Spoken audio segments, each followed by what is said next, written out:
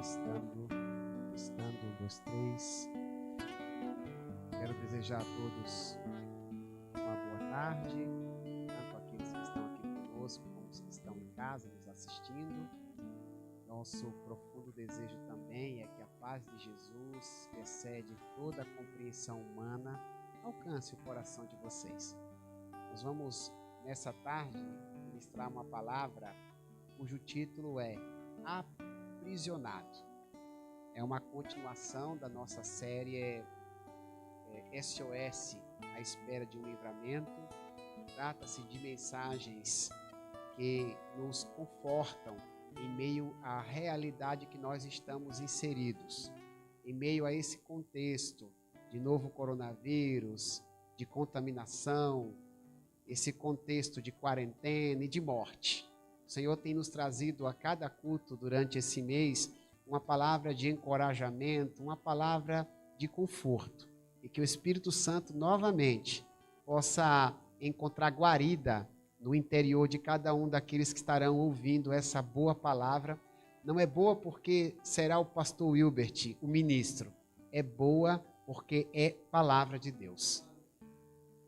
Segunda carta de Paulo a Timóteo, capítulo 2, versículos 8 e 9.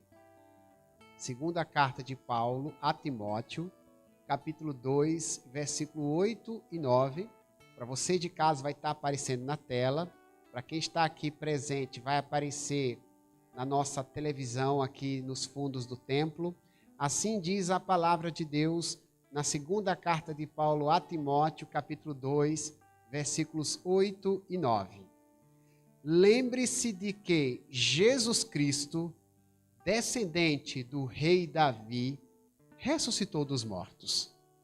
Essas são as boas novas que eu anuncio. E por causa sofro e estou preso como um criminoso. Mas a palavra de Deus não está presa. A palavra de Deus não está presa. Por favor, podem se assentar, por gentileza?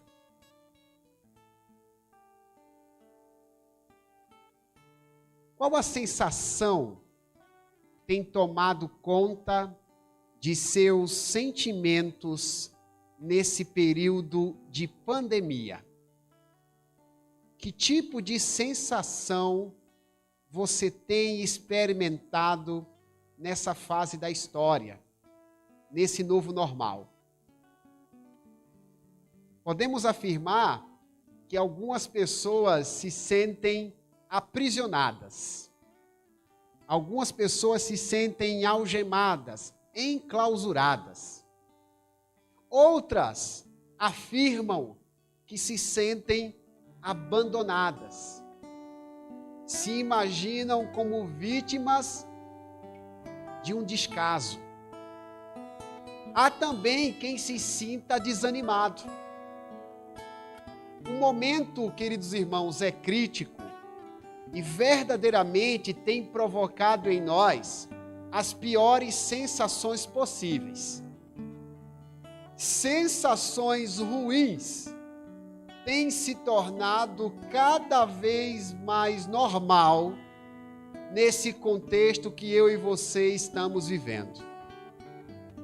Por essa razão, urge olharmos para a palavra de Deus e sermos confortados por aquilo que o Senhor tem a nos dizer.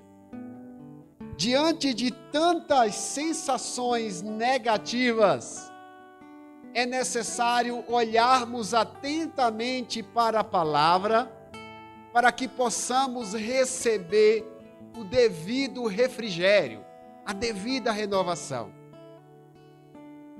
Em dado momento da sua carreira, Paulo se viu literalmente preso. Quando falamos de aprisionamento nessa mensagem, a partir do exemplo de Paulo, não estamos sendo figurados, não estamos usando uma linguagem figurada. Quando Paulo escreveu essa parte das Escrituras, ele encontrava-se literalmente de trás das grades.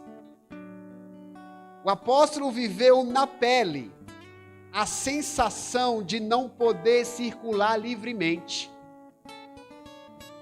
Mesmo com os relaxamentos da quarentena, todos nós temos impedimentos para circularmos. Não podemos ir e vir a todos os lugares que gostaríamos e quantas vezes estávamos acostumados. De certo modo, eu e você nos sentimos aprisionados. Existe uma espécie de algema sanitária que nos foi imposta por causa da Covid-19. Posso afirmar com toda certeza que o aprisionamento sofrido pelo apóstolo Paulo era muito mais amargo do que qualquer prisão que eu e você julgamos que estejamos passando. O modo como Paulo reagiu àquela circunstância nos ajuda a enfrentar com grandeza os aprisionamentos que a vida pode nos proporcionar. A maneira como Paulo reagiu nos apresenta lições espirituais profundas e nos ensina como lidarmos com as prisões da vida. Como podemos lidar com a prisão da depressão? Como podemos lidar com a quarentena dos decretos governamentais? Como podemos lidar com a prisão da tristeza, com a prisão do desânimo, com a prisão da enfermidade? Como podemos reagir corretamente? Em 2 versículos, o apóstolo Paulo nos apresenta pelo menos 2 lições que nos ajudarão a vencermos as prisões do nosso dia a dia. E a primeira delas é a seguinte: escute-me. Jamais desconsidere a possibilidade de sofrer. Jamais desconsidere a possibilidade de sofrer. Como eu disse no início deste sermão, o apóstolo Paulo é escritor dessa carta, a segunda carta a Timóteo. A segunda carta a Timóteo é uma das cartas das prisões de Paulo. Alguns escritos deste apóstolo, melhor dizendo, foram redigidos dentro da cadeia. Ele estava escrevendo para Timóteo aprisionado.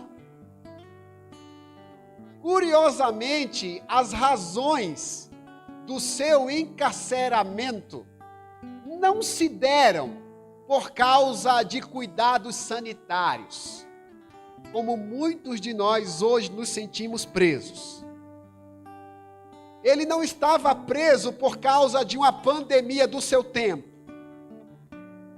A razão da sua prisão era porque a lei lhe considerava um criminoso. Ouça bem isso, meu irmão. O apóstolo Paulo não estava preso por causa de uma quarentena. O apóstolo Paulo estava preso porque a lei do seu tempo lhe considerava um criminoso. As notícias que circulavam na cidade, as notícias que circulavam no mundo, inclusive entre as igrejas, era que o apóstolo Paulo, o grande pregador da igreja, o homem que teve um encontro com Jesus, havia se tornado um fora da lei. Essa era a notícia que circulava. O pastor Paulo foi preso porque é um criminoso. As manchetes dos jornais daquele tempo estampavam um escândalo praticado por um pastor. Você acha que é apenas nos nossos dias que notícias ruins que ocorrem no meio evangélico vão para as capas de jornais? Em todas as épocas existiram os espiões do comportamento da igreja. Situações que acontecem com pessoas que não fazem parte da igreja não ecoam do mesmo modo quando são praticadas por pessoas que fazem parte da igreja. Parece que existe um policiamento. Se um cidadão comum é preso, via de regra, sua religião não é exposta nas manchetes dos jornais. Se um pastor é preso, a primeira informação que aparece é essa: pastor evangélico de determinada igreja foi preso. A impressão que existe é que esse tipo de matéria vende mais. As pessoas acessam muito mais um site quando as matérias estampam um possível escândalo de um evangélico. E se for pastor, a notícia é de mão cheia. Além da privação da liberdade, porque Paulo estava literalmente privado de ir e vir, Paulo sofria com infâmias de muitas fake news do seu tempo. Lembra que eu disse que Paulo foi preso porque era considerado um criminoso? Ele mesmo diz isso na carta. Eu estou preso como criminoso. Paulo não havia cometido um crime moral. Paulo não havia agredido ninguém. Paulo não era um rebelde. Mas as leis do seu tempo consideravam a missão de Paulo uma verdadeira rebeldia, uma infração, um crime digno de cadeia. Ser cristão e anunciar a palavra de Deus era considerado um crime. E muitas pessoas olhavam para Paulo e o viam dessa forma. Tente imaginar, meu irmão e minha irmã, o apóstolo Paulo dentro de uma cadeia, por amor à palavra, sem ter cometido qualquer crime moral, e ainda por cima saber que a sua reputação estava sendo manchada. Porque a notícia que corria nas cidades, nos grupos de WhatsApp, nas páginas sociais, era que ele era um criminoso. Eu estou contextualizando, os irmãos estão acostumados com isso. Claro que não tinha WhatsApp na época. Claro que não tinha rede social. Mas se contextualize e tenta imaginar. As notícias corriam. Sabe aquele Paulo, aquele homem que teve um encontro com Jesus? Eu nem te conto. Pausa para fofoca. Ele se tornou um fora da lei, um rebelde, um criminoso. Uma vez me abordaram dessa forma: pastor, pausa para fofoca. Estava conversando sobre algo da igreja, a pessoa: pastor, me lembrei de uma coisa, pausa para fofoca. Eu nunca esqueci disso, faz mais de 10 anos que me disseram isso. Quantas pausas para fofoca a respeito de Paulo houveram naquele tempo? Era um homem mundialmente famoso por causa da palavra, e agora era tido como criminoso. Paulo estava sendo difamado. Escute-me, você que fica muito aborrecido quando o seu nome é assunto no meio de muitas fofocas, quando você se revolta demais, lembre-se, Paulo foi vítima disso. Paulo foi vítima de calúnia e de infâmia.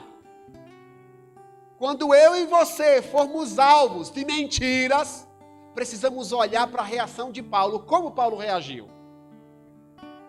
Muitas pessoas socariam a mesa.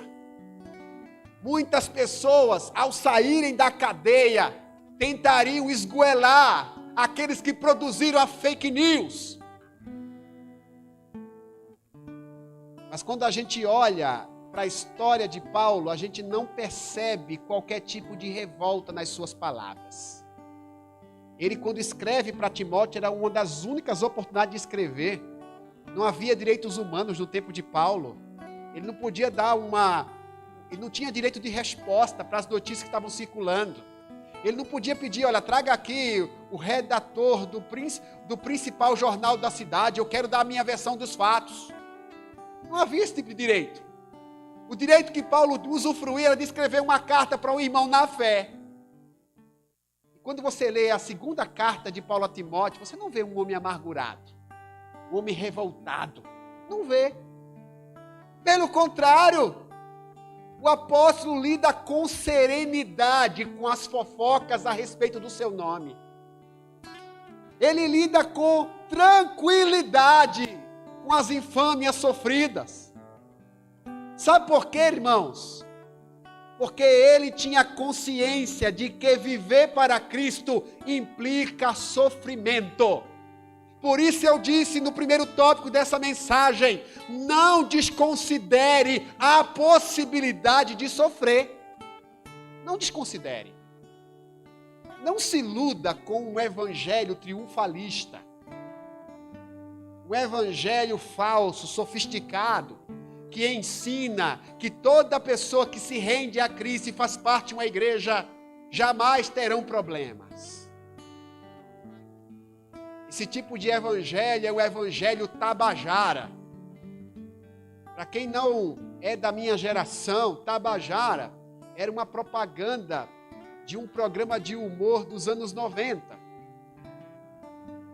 Toda vez que se inventava uma coisa muito perfeita, chamava-se de tabajara.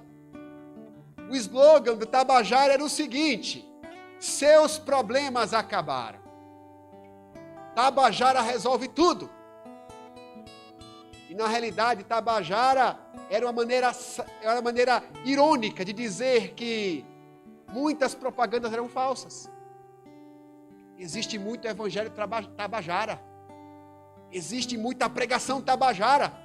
É fácil diagnosticá-las. Quando disserem que seus problemas vão acabar porque você vai seguir a Cristo, não acredite. Porque o próprio Jesus declarou em João 16:33, no mundo tereis aflições. Jesus disse isso. Ele não enganou os seus seguidores. Não vai encontrar Jesus assim, minimizando. Puxa vida, se eu falar tudo que vai acontecer, esse povo vai embora. Então eu não posso falar das aflições. Pelo contrário, Jesus ele diz assim, olha, tem muita gente indo embora. Vou falar uma coisa para vocês. No mundo vocês vão ter aflições. Jesus está falando de gente que o seguia. Em dado momento, quando a multidão esperava Jesus multiplicar pão e peixe, porque ele já tinha feito isso em outra ocasião, Jesus disse assim, olha, hoje não tem multiplicação de pão e não tem peixe. Vocês vão ter que ouvir o pão que desceu do céu, que sou eu. Hoje a gente dá glória a Deus com esse sermão de Jesus. Naquela época as pessoas não deram, porque estavam com fome. Espera aí, eu vim comer pão, vim comer peixe, e só tem conversa? Está na hora do almoço, esse Jesus fala que hoje não tem pão, não tem peixe. A multidão abandonou Jesus. Ficou apenas algumas pessoas, os seus discípulos mais próximos. Jesus olhou para eles e perguntou, vocês também querem ir embora? Jesus não trabalhava com lisonja, com bajulação. Não é assim que se prega o evangelho. Mentindo, prometendo coisas que a Bíblia não promete.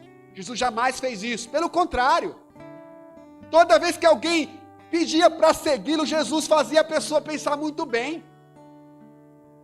Jesus fazia a pessoa refletir. Você tem certeza que é isso mesmo? Você quer me seguir? Ótimo, mas tem certeza? Calculou muito bem? Você precisa calcular. Porque no mundo vocês terão aflições. Quando falava de seguidores, Jesus disse, olha, qualquer construtor antes de fazer uma grande obra, ele senta para calcular. Senão vai passar vergonha. Quem vai me seguir tem que calcular, porque vai ter perdas. Vai ter perdas. Você está calculando as perdas de seguir a Jesus? Geralmente a gente calcula os ganhos. O que é que eu vou ganhar? O que é que eu vou ganhar? Eu falo muito para quem é noivo, faz o curso comigo, pré-nupcial, né? Porque quem quer casar pensa nos ganhos, mas tem que pensar nas perdas. Vai perder privacidade, começa por aí. Esqueça a vida privada, você vai dividir sua vida com alguém. Com Jesus não é diferente, vai ter perdas. E uma das possíveis perdas é a reputação. Você vai ser vítima de mentiras, de calúnia, fake news, e não pode agir com revolta. Mateus 5, Jesus ele pregava na montanha, o famoso Sermão do Monte. E em Mateus 5, Jesus disse, versículos 10 a 12, que seríamos perseguidos por causa da justiça. Bem-aventurados são os perseguidos por causa da justiça, porque deles é o reino dos céus. Jesus continua dizendo, bem-aventurados são vocês, quando mentirem a respeito de vocês, quando perseguirem vocês, quando caluniarem vocês, fiquem felizes, porque também mentiram, perseguiram e caluniaram os profetas. Lembrem-se, a recompensa de vocês é grande no reino dos céus.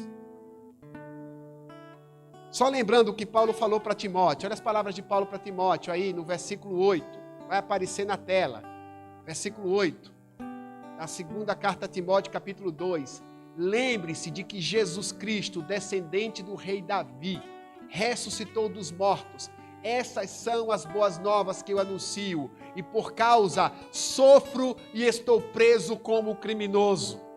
Versículo seguinte, olha o que diz o apóstolo Paulo, e por causa sofro, estou preso como criminoso, mas a palavra de Deus não está presa. Na segunda parte do sermão eu quero falar sobre essa palavra do apóstolo Paulo. Mas primeiramente eu quero lhes lembrar que em Cristo Jesus precisamos estar preparados para sofrer. Você vai sofrer por Jesus, tem que estar preparado para isso.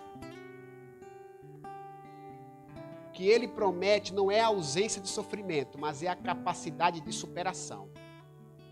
Você terá poder para superar todas as perdas e sofrimentos, todas as calúnias. Estejamos preparados para sofrer. Amém, irmãos? Se queremos Jesus, temos que participar do seu sofrimento. Se queremos Jesus, temos que sofrer com Ele. Temos que sofrer com Ele. Segunda parte, segundo tópico da nossa mensagem. Olha o que diz a palavra de Deus. O que a gente aprende? Aproveite o sofrimento para aumentar seu ímpeto pela obra de Deus. Aproveite o sofrimento para aumentar seu ímpeto pela obra de Deus. Voltando para o versículo 9 da segunda carta de Paulo a Timóteo, capítulo 2. Olha o que diz. Versículo 9. E por causa sofro e estou preso como criminoso, mas a palavra de Deus não está presa. Guarde essa informação. Paulo estava preso, mas a palavra do Senhor não estava presa. Não estava presa. Embora o apóstolo Paulo estivesse por detrás da grade, sendo considerado um criminoso, ele fazia questão de afirmar que a missão que o motivava não estava encarcerada. Irmãos, as autoridades civis dos tempos bíblicos eram inimigas das igrejas. As autoridades se sentiam afrontadas quando a palavra de Deus se multiplicava. Não se iluda.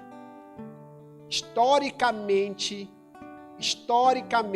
a igreja ela é injustiçada pelas autoridades. Se ainda vivemos um período de paz, louvemos a Deus. Se temos ainda oportunidade, mesmo com restrições, de estar aqui, louvemos a Deus, mas não nos acostumemos com isso. Porque historicamente, em algum momento, a igreja sofre sanções do Estado. Existe um sistema que conspira contra os valores da igreja. Independentemente do partido político, historicamente a igreja sofre, historicamente a igreja é perseguida. prisão de Paulo, irmãos, era para conter a propagação do evangelho. Como Paulo, ele fazia as pessoas acreditar em Jesus pela articulação das suas palavras. Então tiveram a ideia, a gente prende Paulo. Porque o que Paulo prega afronta o que nós pensamos. Sabia que aquilo que eu e você pregamos afronta uma espécie de progressismo mundial? Existe uma política progressista que é favorável ao aborto, que é contra a família tradicional.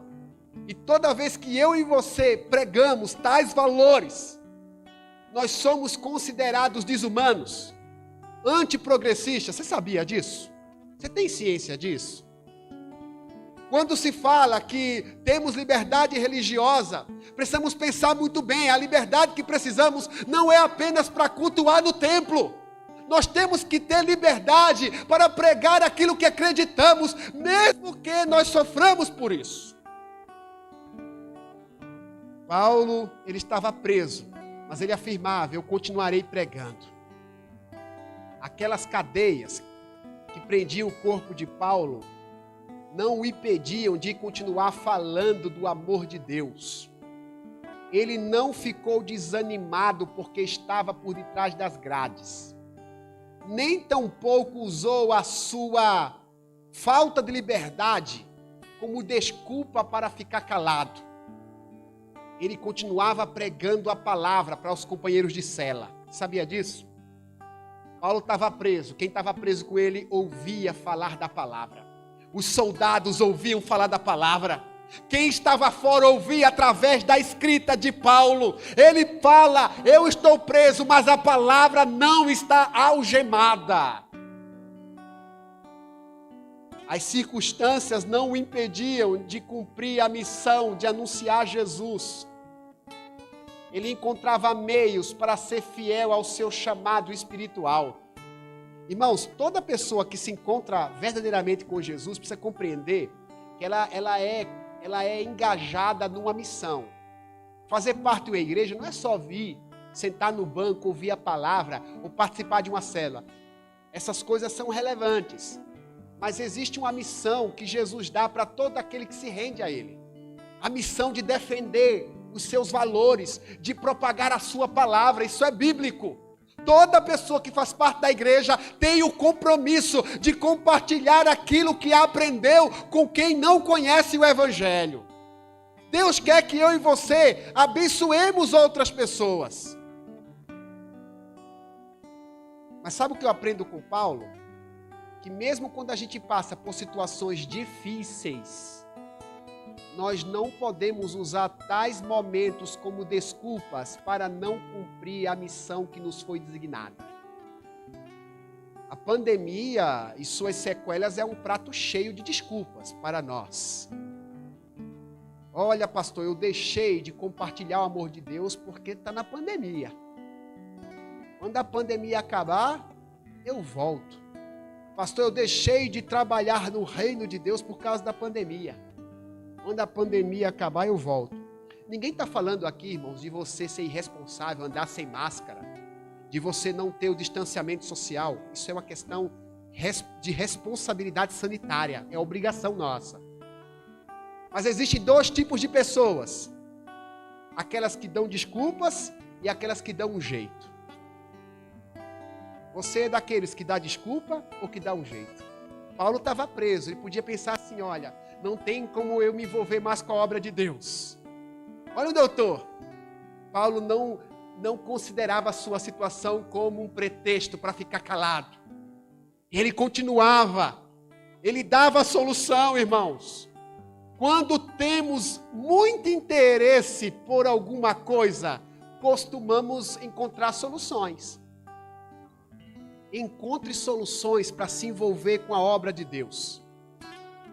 Quem quer compartilhar a palavra, precisa dar um jeito de compartilhar.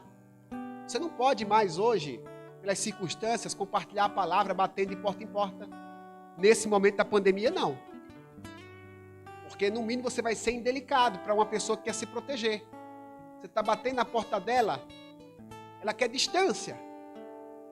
Por questões de saúde. qual vai ser a solução que você vai dar para pregar a palavra? Meu irmão, não precisamos dar solução, porque a missão é nossa. Quem quer apoiar aqueles que sofrem, precisa dar um jeito. Como você dava apoio às pessoas antes da pandemia? Pastor, agora está complicado, né? Veio a quarentena, está todo mundo isolado. Meu irmão, encontre meios para apoiar os que sofrem. Quem quer se envolver com a igreja, seja nos cultos ou no voluntariado, dá um jeito. Dá um jeito. Como é que você agia antes? E agora, com todos os cuidados, como é que você pode ajudar? Como você pode colaborar? As prisões, as dores, os sofrimentos pelos quais passamos não são escusas para nós diante de Deus. Deus espera que nos envolvamos com os seus propósitos.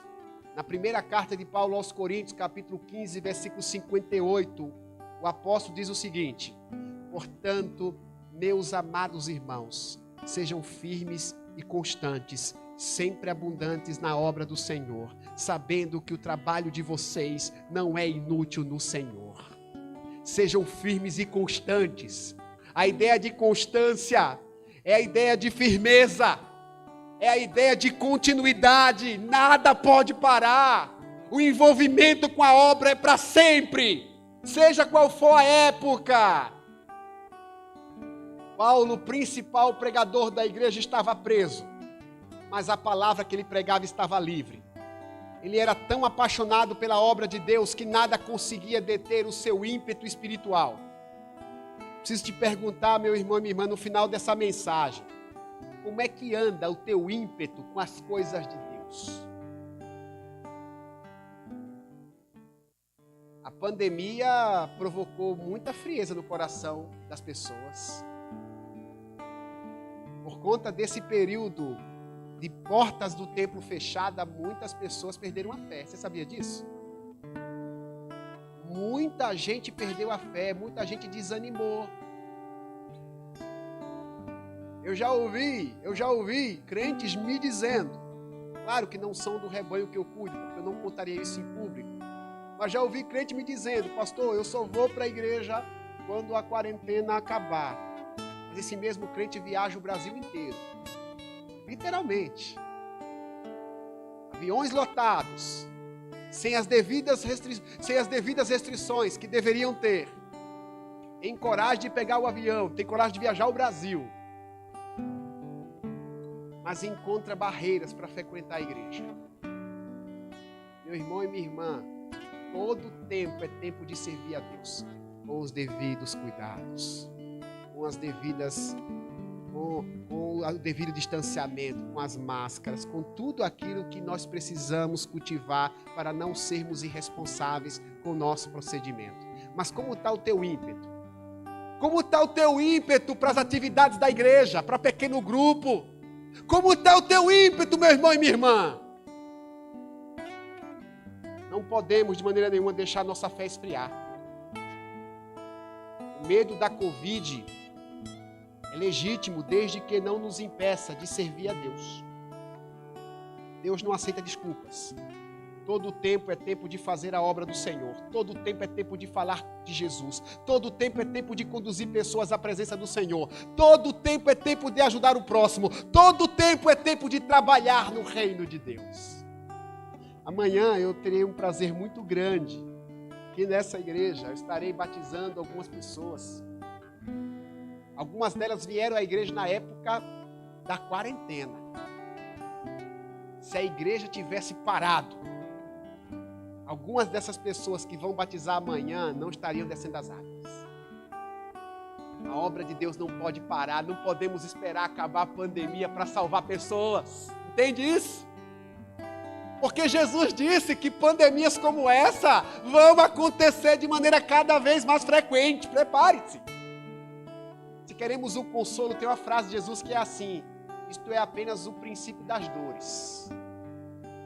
Não há nada ruim que não possa piorar. Guarda essa frase, põe no status. Está ruim? Pode piorar. Não há nada ruim que não possa piorar. Mas é aí que nossa fé precisa se sobressair. Porque podemos até estar presos, mas a palavra de Deus não está. Fique de pé, meu irmão, minha irmã, por gentileza, por favor. Eu vou orar, eu vou pedir a Deus que os abençoe. O Espírito Santo nos trouxe à tona o quanto o reino de Deus é precioso, o quanto o reino de Deus, ele é importante. As prisões do apóstolo Paulo não o impediram de anunciar Jesus. As restrições não podem ser um elemento que te impede de servir a Jesus. Você precisa continuar servindo a Jesus. A sua voz não pode se calar. Tua energia não pode ser guardada. Você precisa continuar servindo a Deus. O teu ímpeto em Deus precisa aumentar cada vez mais. Eu vou orar por você, meu irmão e minha irmã, para que haja esse vigor espiritual no seu coração. Eu vou orar também por aqueles que se sentem desanimados. Pode ser que entre aqueles que me ouvem, em casa ou aqui na igreja, existam pessoas com o coração fragilizado. Pessoas que ficaram fortemente abatidas depois desse novo normal. Nada melhor do que uma oração como vacina da fé. Vamos vacinar o seu coração por meio da oração. Eu vou aproveitar essa oração para interceder pelas muitas necessidades, porque isso é legítimo. Eu vou orar pelos que estão acamados, pelos que estão com câncer, pelos que estão enlutados. Eu vou orar. Deus é poderoso para abrir portas, para fazer milagre, lógico. Vamos colocar tudo isso diante de Deus. E Ele é poderoso para fazer coisas grandiosas entre nós. Aqueles que estão aqui comigo, os que desejarem se ajoelhar e orar ajoelhado, os que quiserem orar em pé, colocando a mão no coração, como um gesto de fé, fique à vontade. Eu já vi gente orando, colocando a mão na cabeça. Se você se sentir bem assim, ore, faça o seu gesto de fé. Se não estivéssemos em tais circunstâncias, eu te convidaria aqui à frente para orar por você aqui, mas não vou te convidar. Então faça o seu gesto de fé. Você em casa também pode fazer. Faça o seu gesto de fé. Vamos conversar com Deus. Meu Senhor, eu preguei sobre o apóstolo Paulo, aquele que estava aprisionado, sendo vítima de uma injustiça. O seu crime, meu Deus, era amar a tua palavra. O seu crime era defender os valores do reino. Esse era o seu crime. Mas ele não nutriu uma revolta e nem muito menos se deixou abater. Meu Deus, é um exemplo de fé para todos nós. Ele permanecia firme e constante, abundante na obra de Deus. Se houver entre nós, ou entre aqueles que me assistem, pessoas que se deixaram abater por conta dessas circunstâncias, que elas recebam uma dose de ânimo dos céus, que o Espírito Santo as impulsione para a frente, que elas sejam erguidas para continuarem amando a tua obra. Que possamos aprender, meu Deus, com o apóstolo Paulo, que seremos vítimas de calúnia, que jamais possamos ficar revoltados quando o nosso nome estiver sendo achincalhado, quando o nosso nome estiver sendo alvo de mentiras e infâmias, que possamos entregar ao Senhor tudo aquilo que estão fazendo conosco, porque o Senhor é quem cuida de nós, e nós não estamos neste mundo para sermos populares, não estamos neste mundo para todos gostarem de nós, estamos neste mundo para agradar aquele que nos enviou. Aproveito, meu Deus, este momento para orar pela tua igreja, para que a tua igreja permaneça impetuosa. A tua igreja, meu Deus, é um dos poucos pontos de consolação nesse tempo hostil. É o que de precioso aqueles que sofrem têm para buscar em meio a tanto choro e tanta dor. Então, meu Deus, que o mundo veja em nós uma igreja corajosa, não uma igreja amedrontada, uma igreja que colabora com a saúde sanitária, uma igreja que colabora com as regras sanitárias, mas sobretudo uma igreja que continua pregando, mesmo sob qualquer tipo de risco. Abençoa, meu Deus, os que estão cansados e sobrecarregados, os que estão doentes, não somente acometidos pelo novo coronavírus, os que estão acometidos de dengue, os que estão acometidos de câncer, de HIV, de hepatite, diabetes. Eu oro porque Tu és o Deus que cura todas as doenças. Aqueles que são cardiopatas, aqueles que sofrem outros tipos de anomalia, em nome de Jesus, que a mão do Senhor milagrosa os alcance. Meu Deus, abençoa os que estão desempregados, abre portas, meu Deus, de trabalho, abençoa aqueles cujos negócios faliram, meu Deus, abre as janelas dos céus e manifesta a Tua provisão. É assim, meu Senhor, que nós nos dirigimos a Ti, orando em nome de Jesus, para a glória do Pai, do Filho e do Espírito Santo. Amém. Graças a Deus. Você pode dizer amém, você que está aqui comigo? Vamos falar bem alto. 1, 2, 3. Amém. Louvado seja Deus.